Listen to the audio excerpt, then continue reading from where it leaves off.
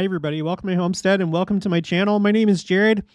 In this video, we're gonna go back to that topic that I brought up a few videos ago, vivid lightning, as it's said in the scriptures, because we've seen some really interesting lightning events over the last couple of years. And so I wanted to kind of explore that, do a recap. A lot of you probably, well, I don't know. You have to let me know in the comments if you already knew about a few of these things that we're going to cover. But if you weren't aware of them, I'm going to bring you up to speed. On the screen, this is a video that we already looked at in Gaza, in Israel, the Gaza Strip. It's one of the two Palestinian, territories, and at the time, I couldn't verify that this was actually happening. This was as a result of Storm Daniel. It's that storm that basically started in Greece, Bulgaria, Turkey. In fact, let's just go to the map. Okay, so here's Gaza right here, right? And here's Israel. And Storm Daniel, which they call a medicane, which is something similar to a hurricane. I thought I remember reading one story where they were talking about hurricane force winds, but anyway, it's a storm that hit up here first and then it came down here. It's the one that caused all the flash flooding in Libya. That's caused up to 11,300 people to lose their lives. And then it made its way east and it hit Israel. And we knew that Israel received rainfall. There was some sinkholes and stuff like that. And receiving rain at this time of year is early for Israel. So we were looking at the implications of that. But yeah, I couldn't verify that video that we just saw was from Gaza. Well, it turns out, thanks to Audra Forbes, that it is. She says, "Hey Jared, my name is Audra, but you know me as Crochet Mama. I found these articles on the flooding in the Gaza Strip. So we're going to take a look at those, do our due diligence and make sure that that's something that actually happened and it's not a video from some other place, some other time." And then she says, "Love your channel and you look a lot better without a beard. Laugh out loud." Yeah. I decided to pull that up in case you're new to the channel.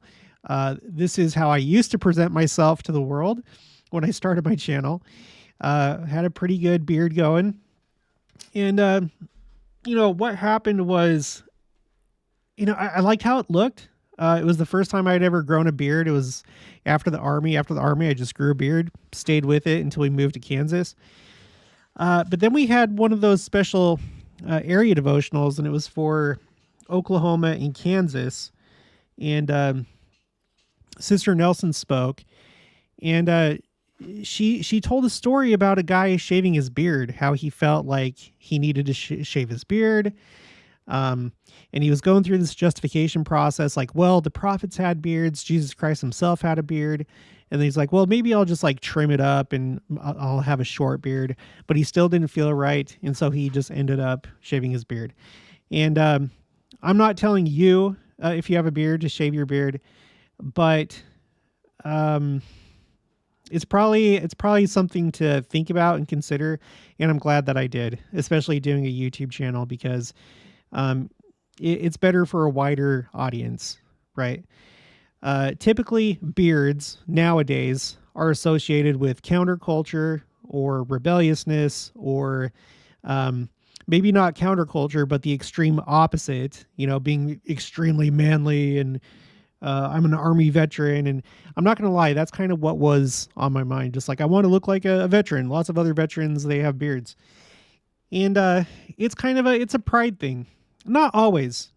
Some people, they just feel more comfortable with a beard, and that's fine. But the thing is, I didn't hear her say that in the other area devotionals that were part of that same series. She didn't say it in California. She didn't say it in for the Europe one, Nevada, Alberta, British Columbia. No, only in Kansas. So I'm not going to say that it was specifically for me. I wouldn't have even been on her radar at that point, but I took it to heart. I took her advice and I shaved my beard. And this is what I look like now. And this is also what I look like 30 pounds lighter. I've lost 30 pounds by us changing our diet, doing some, moderate exercise. And in fact, today I weighed in at the lightest that I've been this entire time since the Army, 251. So it's going down, down, down. And I hope to get back under the 200s, but I think that's possible. But anyway, this was earlier today. We were working on our chicken coop, and we've gone back and forth between the one chicken coop or the workshop that we used to use as a chicken coop, and then back to this shed that we have. And there's been so many different things that we've done on this homestead. It never ends. There's like never ending projects, never ending. Oh, this is going to be better. That's going to be better. But this is the latest iteration. And I think it's looking pretty good. We got this on Facebook Marketplace, this like fencing right here. We took out the posts and put in some brackets to hold up these like larger like poles, because like the ones that are already there are kind of too small for the chickens. It's not comfortable, but these ones are ones that we had in our old chicken coop. We cut them down to size, put them on the brackets. We're going to do the rest of them down here. We bought these brackets today, not knowing if it was going to work, but it did. Thank goodness it did. And so we're going to do them all the way down to the bottom. Sorry, I know we're going off on a tangent, but this is what it looks like as of right now. We stopped using the milk crates and we're using these nesting boxes that we got a while ago. And it worked. This flock of chickens that we have right now, it seems like they prefer these nesting boxes, which wasn't the case in the past with other flocks that we've had. We've gone through many different birds since we moved here. In fact, this is just a picture. We put eggs in there, eggs that were laid in the milk crates, just to kind of like get them going with these nesting boxes, and it worked. Here's our rooster and some hens. These are speckled Sussexes. I love them. They're so pretty. I love their their colors. It's kind of like alpine mountain snow type colors. Anyway, I have a video here. That's our cat. One of them, anyway. Sorry, give me just a second. Oh, there was one. But not too long after we put these in, they started using them. So I'm really happy about that. So it's actually been kind of a big relief getting this all arranged. Anyway, you're not here for this. Let's get back to Gaza. So here are the articles. 1, 2, 3. You got this one. Heavy rain causes flooding in Gaza. A little boy in a basement, taking a bucket and fighting against this flooding in the basement. I feel bad for them. This is from the New Arab. Storm Daniel hits Gaza Strip, flooding several homes. It says Storm Daniel, a deadly storm that has so far wreaked havoc in Libya and the North African region, has also hit the Gaza Strip on Wednesday, the 13th of September, causing flooding in several houses and streets in the northern areas of the besieged coastal enclave. For more than 7 hours, the strip was battered by heavy rainfall and thunder. Residents of the area posted several videos on social media accounts, many of which depict homes flooded by the rainfall. The Hamas-run civil defense said that its teams dealt with more than 17 missions, adding, quote, at least 13 houses were partially flooded by the rainfall, which forced their residents to be displaced from them. So it's a disaster. It's not on the same scale as what we've seen in other places, but I am going to go ahead and put it on the spreadsheet. And as you saw, it's on Google Earth. Just because of the location, and there was flash flooding, I'm interested in the flash flooding just because there's like so much of it that's going on, especially this month. But I have it here on the spreadsheet. Let's go to X. So here's this video, but there's a couple other ones. This is from user Behind the Shadows. After the floods in Gaza, teams started working to drain the water. All right. I'm sure that was miserable. User Chowdhury Parvez. Storm Daniel continues his path and reach Gaza. I had to look at this for a while, this picture right here, to figure out what it was. Then I just had to like change my perspective a little bit, and then I realized that it's like a scooter on its side. But at first I was like, what the heck? Is that like a mangled up like car? Or what is that? No, it's a scooter on its side. And then some more pictures here. TRT World Now. In pictures, Storm Daniel brings unprecedented rain, which has triggered floods in Palestine's Gaza. So say a prayer for them. But thankfully, it wasn't as bad as other places. And once again, thank you, Audra, for sending me those references, because I was very curious about that. Okay, now let's start talking about vivid lightning. Okay, vivid lightning. This is an actual, I don't know, reading or radar or something of the largest lightning flash. It's called a mega flash ever recorded. We're going to go through the details, and I have a few other events that have taken place, not just this, but a few other ones. And these have all taken place within the last couple of years. So what's got me thinking about this in the first place is D&C 87, verse 6. And thus, with the sword and by bloodshed, the inhabitants of the earth shall mourn, and with famine and plague and earthquake and the thunder of heaven and the fierce and vivid lightning also shall the inhabitants of the earth be made to feel the wrath and indignation and chastening hand of an almighty God, until the consumption decreed hath made a full end of all nations. Okay, so I don't know that vivid lightning has any particularly special meaning other than just intense, everything, plagues, earthquakes. But when it comes to lightning, obviously thunderstorms and hurricanes and things like that. So that's kind of how I look at it. I haven't been able to find like very much else about this. Like no one's like really expounded on this. Like there aren't any church leaders that have really talked about this. I searched the scripture citation index where you can search all the scriptures, and vivid lightning only shows up here in D&C 87:6. I did a search for lightning, just lightning by itself. In D&C 85, it brings up the term vivid shaft of lightning.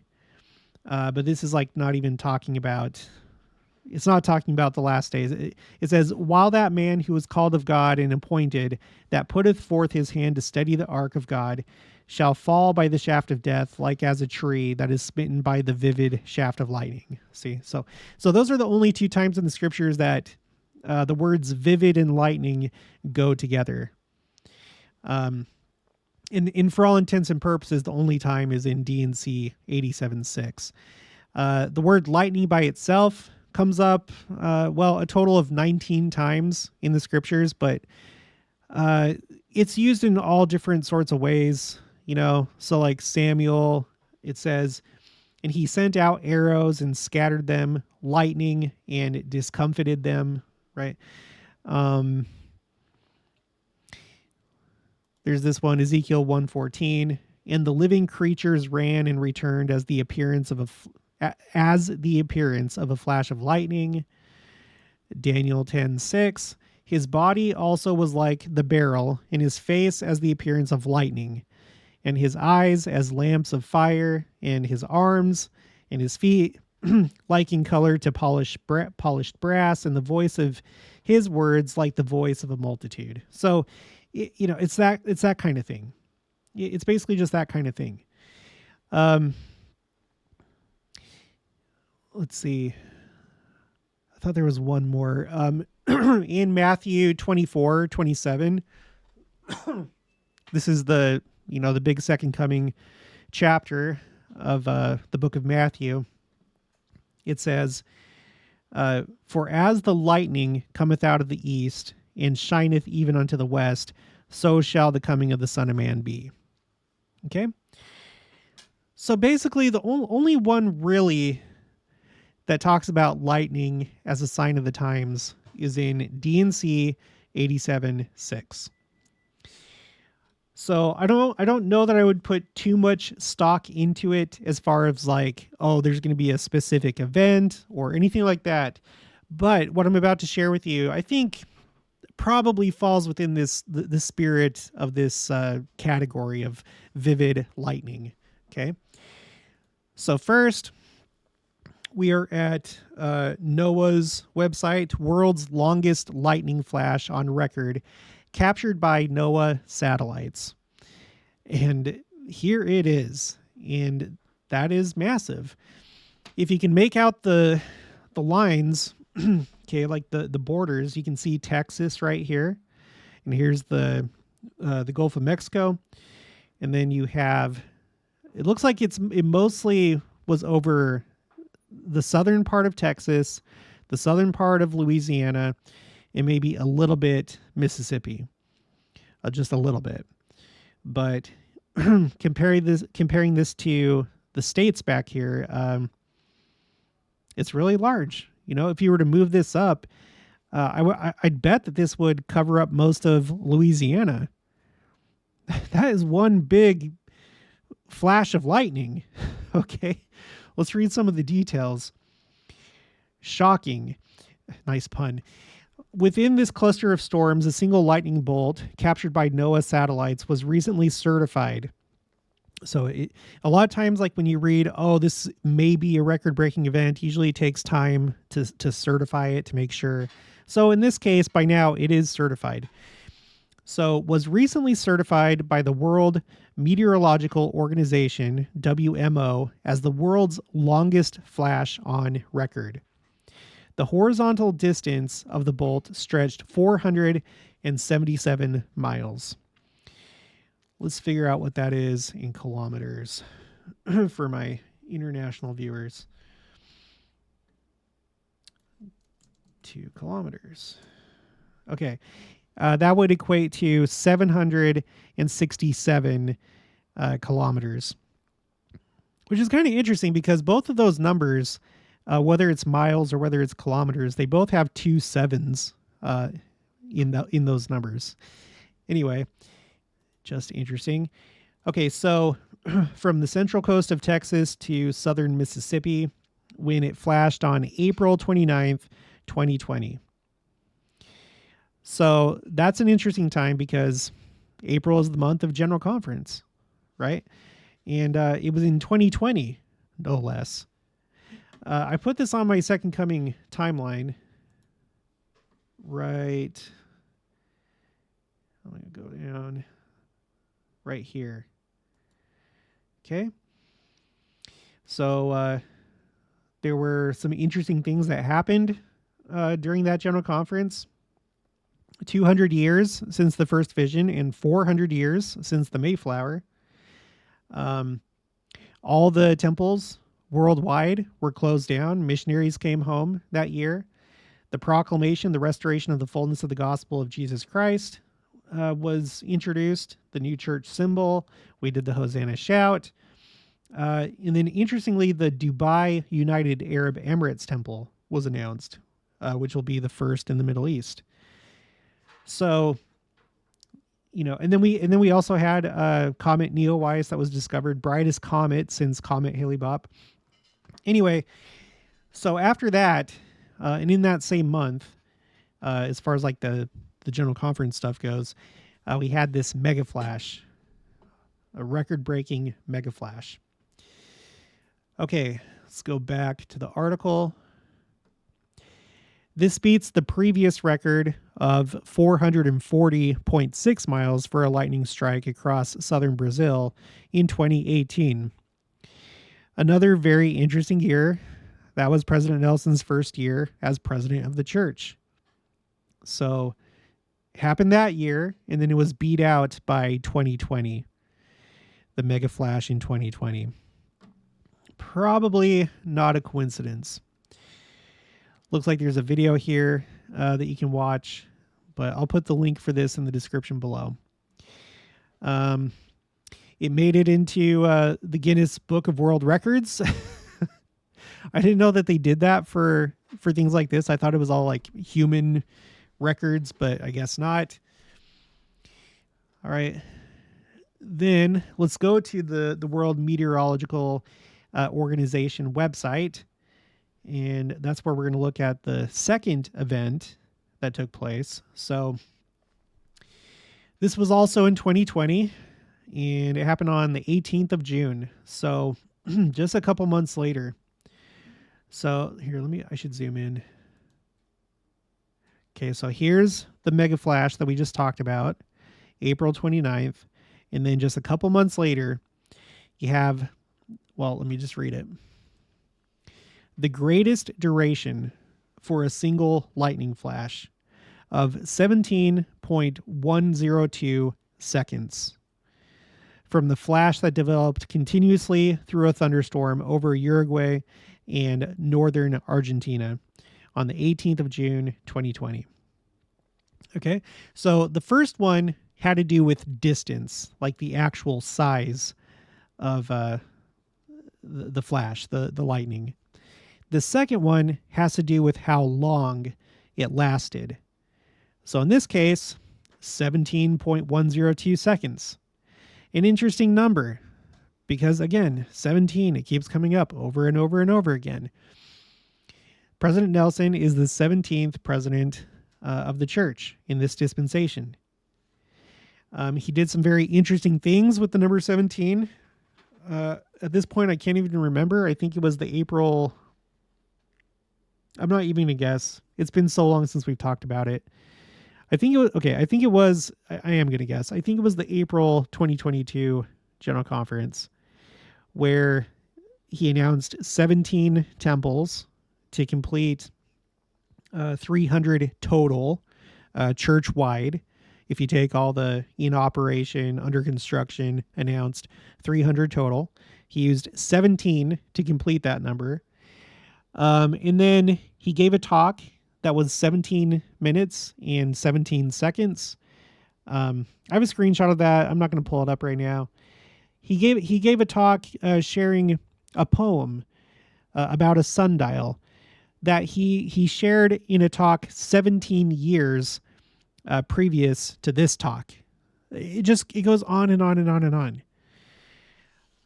Maybe pretty soon I should do another recap of 17 and how many times it's come up. But I'm just trying to point out that it's really interesting that that's how long that this flash lasted. It's weird. Okay, the longest duration mega flash had a previous duration of 16.73 seconds, which was derived from a flash that developed continuously over northern Argentina on the 4th of March, 2019, 0.3 seconds shorter than the new record. The new record strikes occurred in hotspots. Okay, so it's talking about both of them. For mesoscale convective systems, or MCS, thunderstorms, whose dynamics permit extraordinary megaflashes to occur, namely the Great Plains in North America and the La Plata Basin in South America. Okay, so I guess those are the places where you have this kind of stuff most likely to occur. The WMO Archive of Weather and Climate Extremes maintains official records for the world. Hemispheric and regional extreme records associated with a number of specific types of weather. Presently, the archive lists extremes for temperature, pressure, rainfall, hail, wind, and lightning, as well as 2 specific types of storms, tornadoes, and tropical cyclones. So they are the ones to go to for weather records. Okay. All right. And then after that, oh, I meant to have this in order. Let me pull this over here. Let me pause that.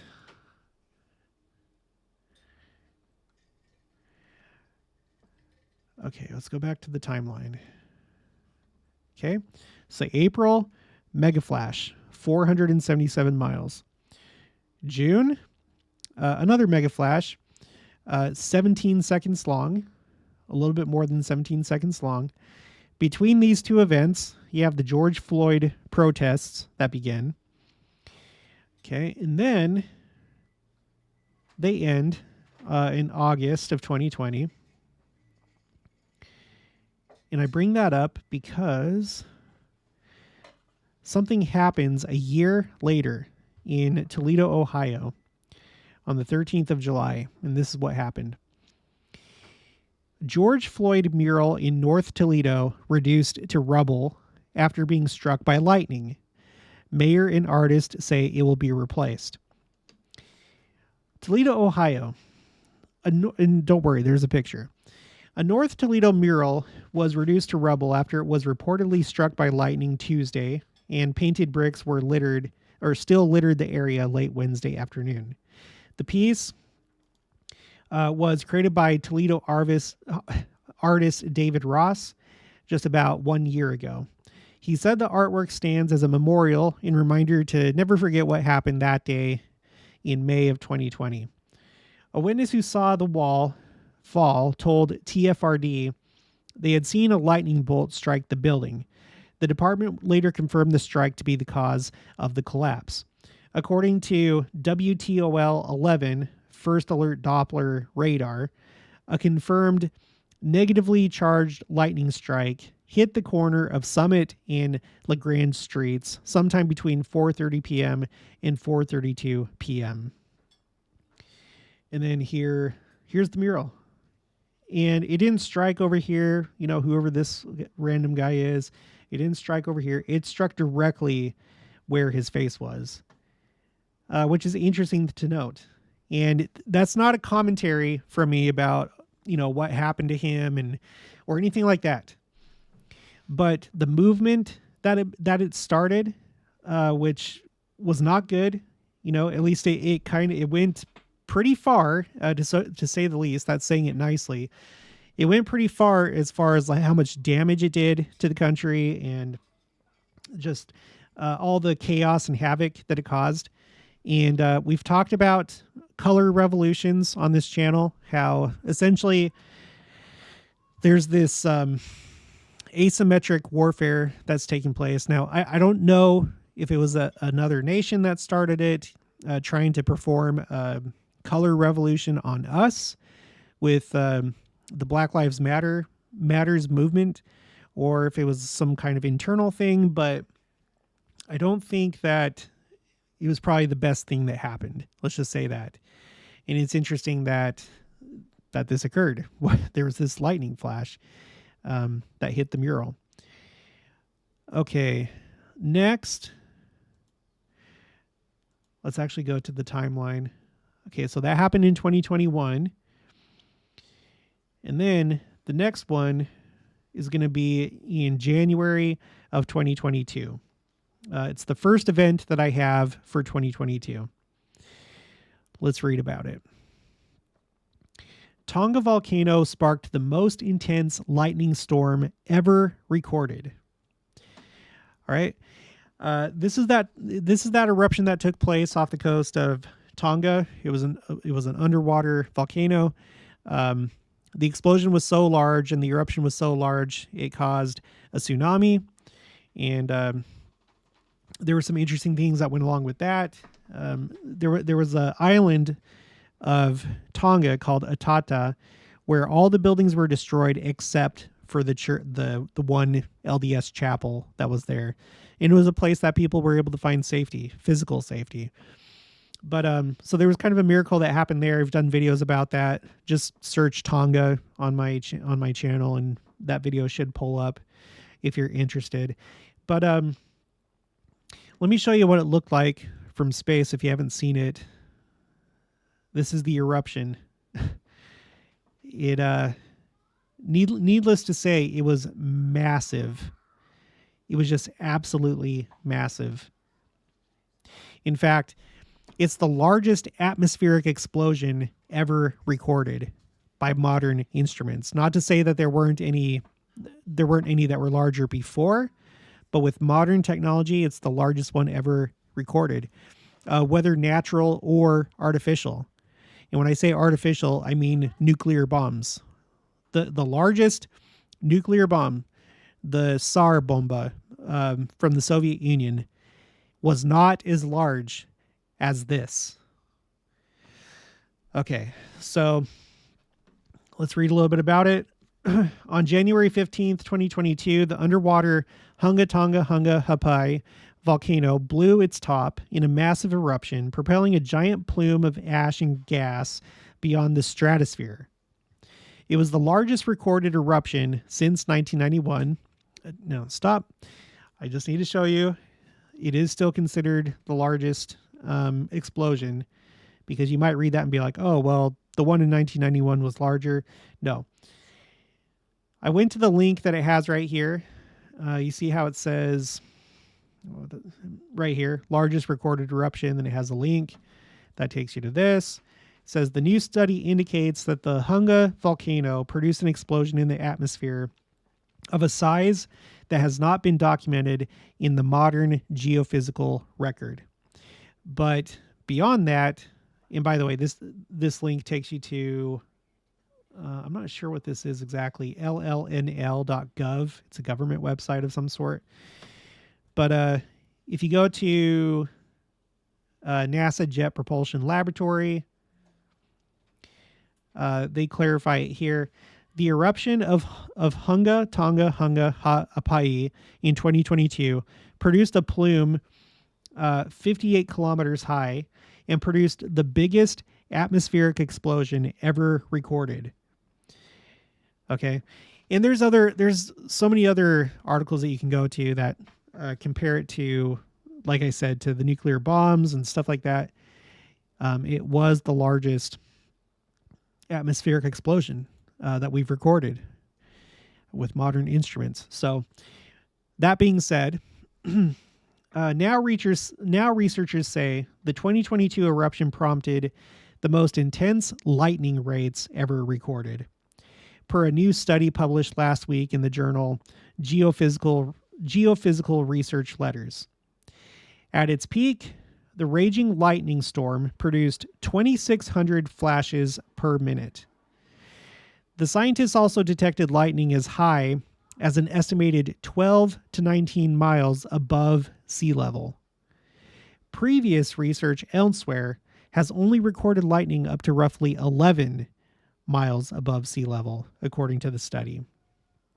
So it definitely beat out that record, maybe by just 1 more mile or potentially by 8 more miles. So either way, it was probably substantially more than the previous record. Quote, we've never seen anything like this sheer rate of lightning before and at such high altitudes. Study co-author Alexa Van Eaton, a volcanologist at the U.S. Geological Survey, tells Space.com's Keith Cooper. Okay, so I mean, I don't know. I don't know if you ever knew that volcanoes produce lightning like this. Let me know in the comments below if you knew that. Or if you've seen it. Have you ever been around an eruption? Put that in the comments. But this was news to me. It wasn't too surprising because I know that lightning can occur with different phenomena. But it turns out that this event, it was the most... well, like it says here, the most intense lightning rates ever recorded. You guys, let's go back to this. These three events, put the George Floyd thing aside. These three events, the 2 mega flashes and then the volcano, they all happened within a couple years of each other. In 2020, were the first two, and then at the beginning of 2020, Okay, wait, sorry. In 2020 were the first two. At the beginning of 2022 was the third one. So I would venture a guess that this is vivid lightning that we're seeing, and it wouldn't be limited just to this. I know that there's been a lot of other things going on with lightning in the world, but these are three really big ones. Okay. And then I had one last article to share with you. This is from phys.org. Global warming could lead to increase in hot lightning strikes, causing more wildfires. Now, hopefully you already know I'm not on the side that says that we are doing this to ourselves, that it's because of pollution, it's because of carbon emissions. That's not me. I do tend to think that the world is heating up, however, and I think it's probably due to natural processes. Probably, like I've said many times before, probably in preparation for the Earth to return to a paradisiacal state. Okay, the weather, the Earth itself, well, we know that the Earth itself is going to be much different than it is now during the millennium. It's going to be a paradisiacal world. In Millennial Messiah, Bruce R. McConkie puts forth the idea, and he says that it's just an idea. He doesn't know. But he talks about the fact that maybe the tilt of the Earth will go away and it'll be upright. And of course, that would affect a lot of things on Earth, not the least of which would be weather. Things are going to be really different, and they might be warmer than they are here. We've also talked about the idea of as you approach, how should I put this? As you go from, let's say, a telestial state like we are right now, and you go up the chain, it seems like things get hotter and hotter. Like there's more energy, which would make sense, wouldn't it? Like you can't be in the presence of, for example, Christ or God the Father without being transfigured. Your body has to be changed. Otherwise you would be destroyed. I can't remember the verbiage that they use in the scriptures, but you wouldn't be able to withstand their presence. And I wouldn't be surprised that as this Earth progresses and it goes from this telestial state to a terrestrial state, that things get warmer, and then probably even warmer still once it becomes a celestial world. We've gone over the different quotes from Brigham Young and Joseph Fielding Smith that essentially this world is going to become like the sun. And I think they're saying that literally. And I think that our science can't detect all the things that are out there or the true nature of all these celestial bodies. But there might be a lot more to the sun than what we can see with our instruments. And the same may be true of the Earth when it becomes a celestial sphere. So that's why I would even give this article the time of day, is because I do think that the Earth is warming, just not for the reason that they want to push. Okay, a combined team of Earth scientists from what? A combined team of Earth scientists? What are you talking about? Okay, whatever. A combined team of Earth scientists from multiple institutions have found evidence that suggests that in the coming years, a warming planet could lead to more hot lightning strikes that could cause more wildfires in many parts of the world. In their paper published in the journal Nature Communications, the group described studying the types of lightning strikes that lead to wildfires and the likelihood of their increase as global warming progresses. The work began with an analysis of satellite images of U.S. wildfires over the years 1992 to 2018. By studying the types of lightning strikes that occurred and comparing them with resulting wildfires, the team found that wildfires are more likely to start due to hot lightning strikes, which the group describes as strikes that last much longer than average. They found that approximately 90% of the fires they observed got their start this way. Such strikes can last from around 40 milliseconds to nearly a third of a second. Longer strike times transfer more heat to the flammable material such as trees, shrubs, and even grass. They note that the models also showed all types of lightning strikes increasing by 2090, representing a 28% increase. So that's interesting to note. That's interesting to note that maybe we can expect more. I don't know. Well, I guess it's not talking about more lightning, but maybe just the fact that hot lightning, because there's going to be more, I don't know, dried out material, fuel for it to ignite. I don't know. I'm not exactly sure what it's saying here. I think that's what they're talking about. Anyway, that's just something to put on your radar. So, vivid lightning. I would say that it's happening for sure. And who knows what the future is going to hold. You know, it's already been, it's been such a crazy several years, and it's been a crazy month. You know, again, I come to Google Earth.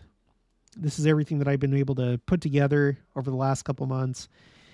And there's been so much that's happened. Let me just turn on all of 2023. You know, we had this Canadian wildfire smoke thing that happened that covered roughly this area. It affected a really large area.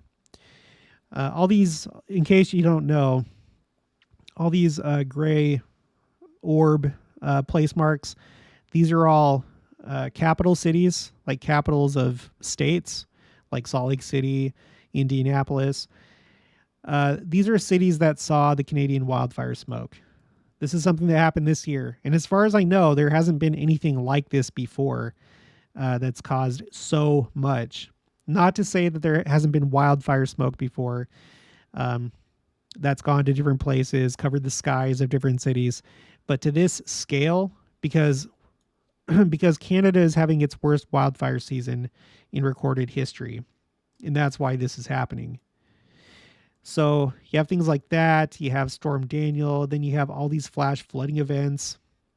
Each one of these blue place marks, they're all a flooding event that's taking place. And most of them are from this month, from September. Cyclone Freddy. This is the longest lasting cyclone in the world. It broke that world record. And it caused a lot of flooding, as you can see. So who knows what's going to happen in the future? Maybe we're going to have some more record-breaking lightning. So just keep an eye out for that. All right, now let's just end with these couple quotes that I wanted to share in the last video, but I ran out of time. Okay, this is from my common misconceptions spreadsheet. Both of them have to do with the New Jerusalem. The first one is, the terror of the Lord in New Jerusalem means supernatural protection or advanced technology from the 10 lost tribes, which will be protecting the city. That's the misconception, that when you read the scriptures, it talks about the terror of the Lord in New Jerusalem. That's what that means. And then the second one is that Missouri still has to be swept clean with massive destruction. And that's because that has to happen for us to build the New Jerusalem, or so some people think. So first, let's read the scripture that has to do with the terror of the Lord. This is in D&C 45, verses 66 and 67. And it shall be called the New Jerusalem, a land of peace, a city of refuge, a place of safety for the saints of the Most High God. And the glory of the Lord shall be there, and the terror of the Lord shall also be there, insomuch that the wicked will not come unto it, and it shall be called Zion. All right. So the theory goes that the reason why they're not going to go there is because of supernatural protection and stuff like that. Okay, so I have two quotes. One from Erastus Snow of the Quorum of the 12 Apostles, and then the second one is from George Q. Cannon, first counselor in the first presidency. First, Erastus Snow. Every institution which God has established in our midst, social, political, and religious, is designed for our improvement individually and collectively as a people and as families, to prolong our lives and to increase our usefulness and our ability for good in the earth. And if we observe these principles and apply them diligently in our lives, praying earnestly with our families and in secret to the Lord for wisdom in doing so, our light will continue to shine, our strength to increase, our influence both at home and abroad, on the earth and in the heavens, before God, angels, and good men, and the strength, union, faith, light, and purity of the lives of the Latter-day Saints will be a terror to evildoers. Okay?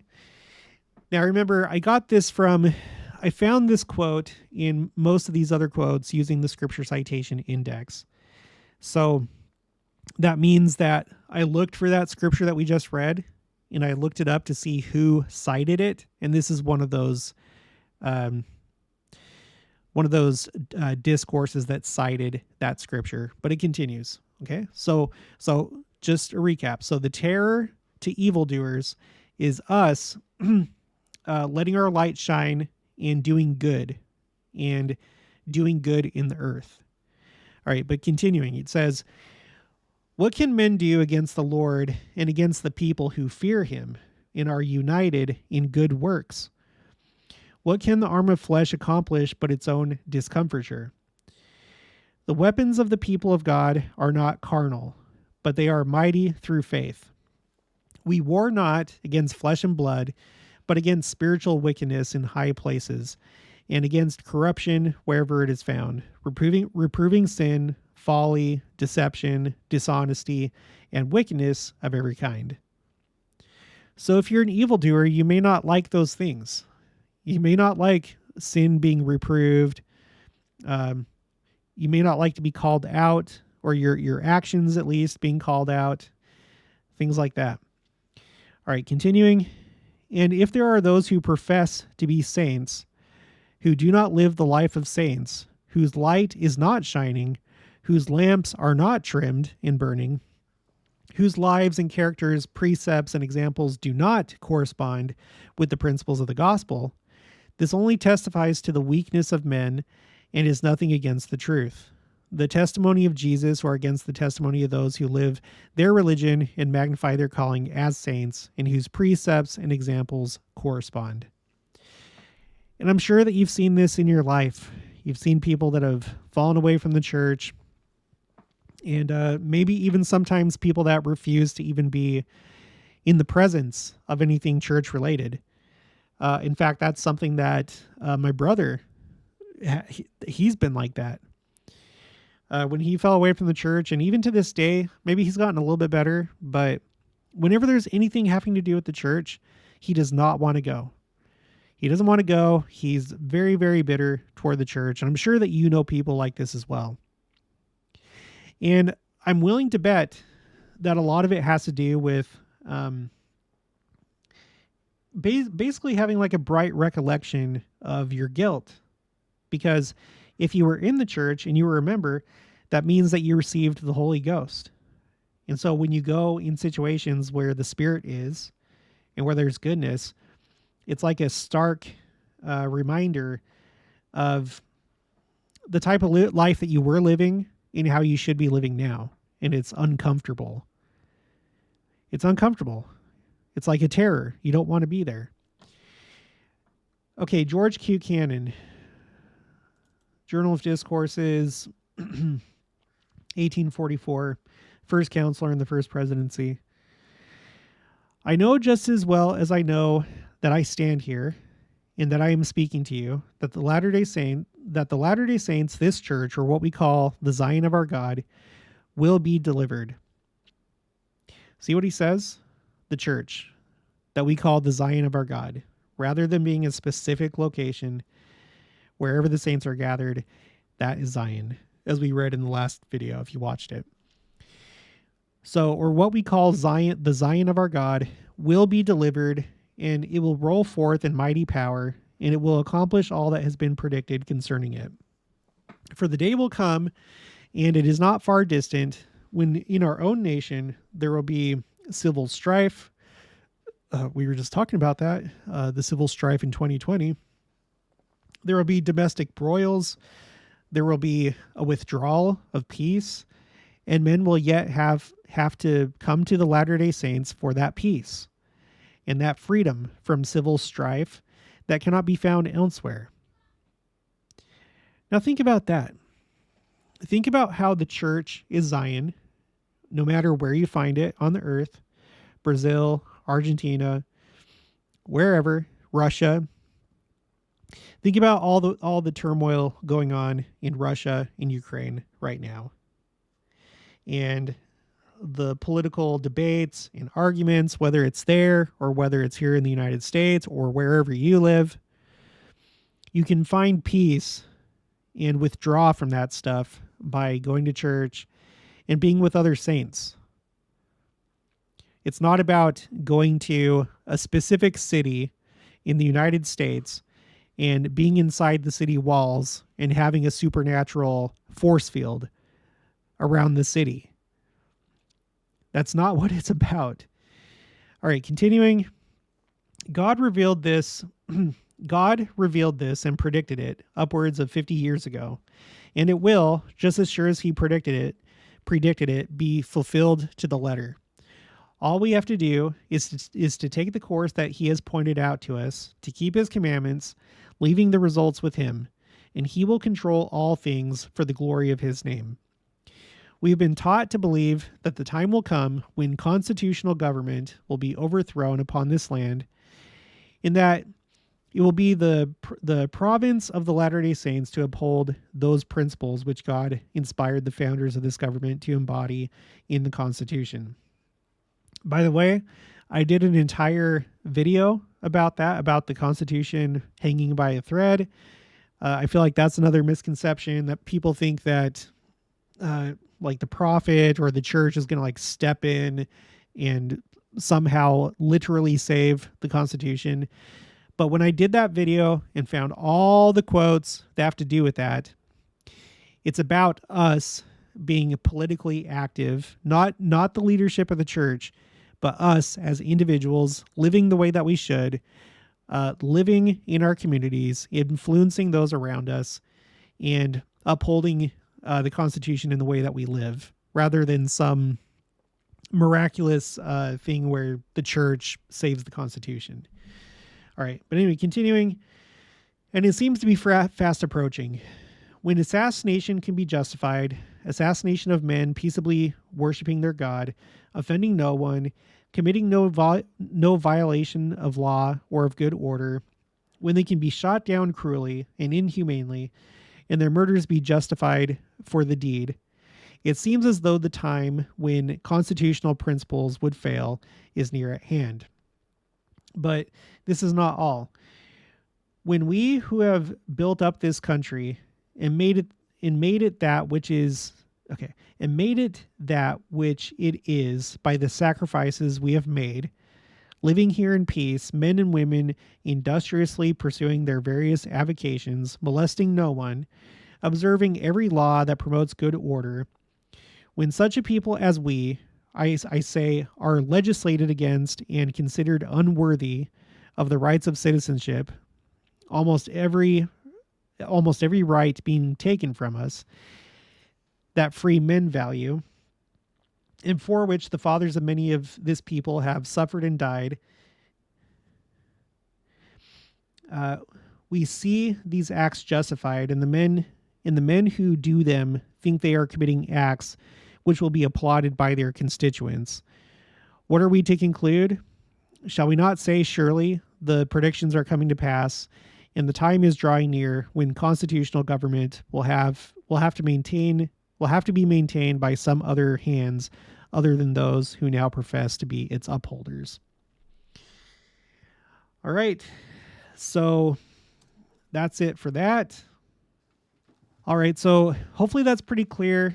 It's not about, again, it's not about supernatural protection or force fields or advanced technology. It's about finding peace from the world, protection, the Lord fighting your battles for you and fighting the church's battles and doing his own work and simply being gathered with the saints and living the way that we should. There's peace and there's protection, and the terror has to do with those that feel uncomfortable in the presence of the church, essentially. All right, so let's go on to the next one. This is Missouri still has to be swept clean with massive destruction. This can be found in the April 1979 Ensign. It's an article called Missouri Myths. The church has tried long before now to put down these different Missouri myths. And somehow, again, they still survive. In fact, I want to pull this up really quick. What did I say it was? It's the April 1979 Ensign.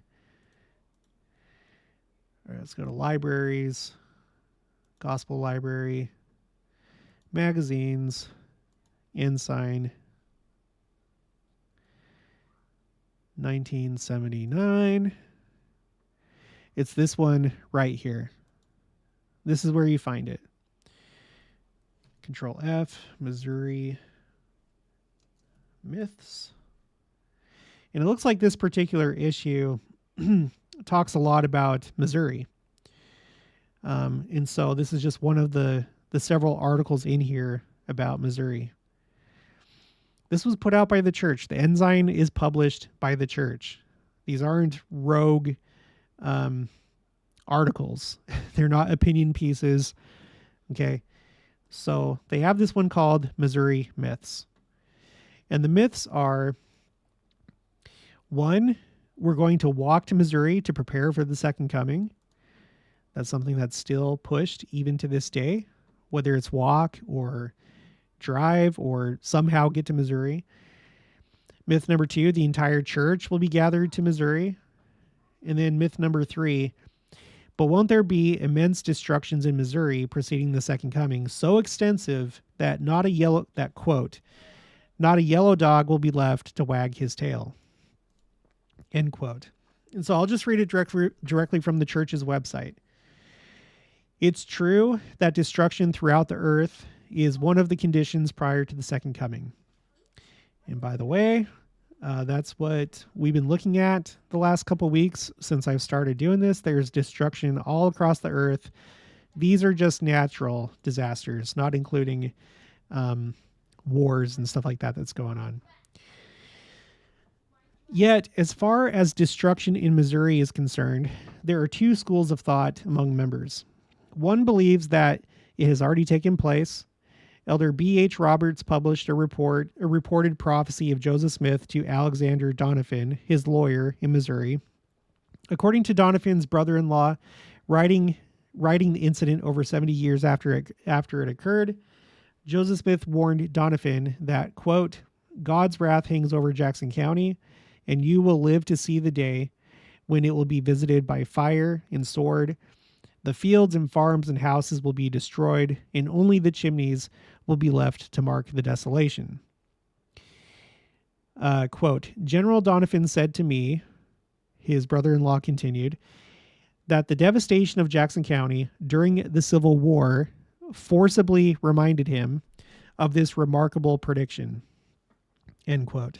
Elder Roberts cites additional descriptions of Jackson County's role during the Civil War as fulfillment of this prophecy. That's found in Comprehensive History of the Church, Volume 1, pages 538 to 59. All right. And then continuing, it says, the other school of thought is the so-called yellow dog prophecy. The other school of thought on the so-called yellow dog prophecy is that some members feel it is yet to occur. However, a study of the supposed source of the prophecy is helpful. It seems to have originated in a conversation between Heber C. Kimball and Amanda H. Wilcox in Salt Lake City in May 1868. She reports him as saying, quote, "The western boundaries of the state of Missouri will be swept so clean of its inhabitants that, as President Young tells us, when we return to that place, there will not be left so much as a yellow dog to wag his tail." That is found in prophetic sayings of Heber C. Kimball to Sister Amanda H. Wilcox, and that's the reference. There seems to be a number of questions about the authenticity of this account, since Heber C. Kimball was apparently in Provo, not Salt Lake, during the month of May. Also, no other record exists of Brigham Young making a similar statement. However, it is sufficiently similar to Joseph Smith's statements, except for the yellow dog, that someone may have remembered that someone may have remembered the original substance, but in the retelling allowed embellishment to creep in. And that's the end of talking about the yellow dog thing. Please share these things on your social media, anywhere that you see fit, just to put down these misconceptions, because it scares people. There's people that, not knowing any better, not being able to do the research, or not having the time, or knowing where to look, they get scared by these people that keep pushing these false notions. So copy and paste this, or, put the link for the Missouri Myths article. Do whatever you want, but play an active role in fighting back against misconceptions. Not in a mean, debative way. Like, don't get into debates or things like that. No one's going to be persuaded that way. But just put it out there and let people decide for themselves. But, all right, that's going to be it for this one.